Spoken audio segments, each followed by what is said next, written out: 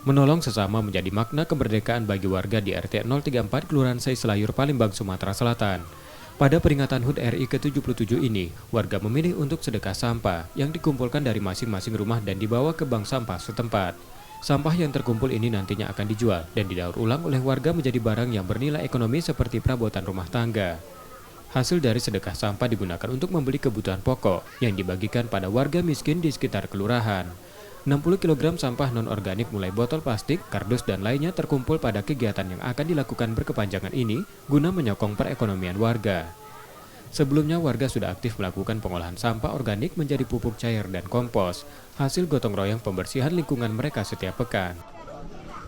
Dari bank sampah itu kita membuat program sedekah sampah, yang mana sedekah sampah ini nantinya setelah ada nilai ekonomi kita salurkan kepada warga-warga yang kurang mampu dengan kita bantu sembako kurang lebih 600 kiloan lah per bulannya.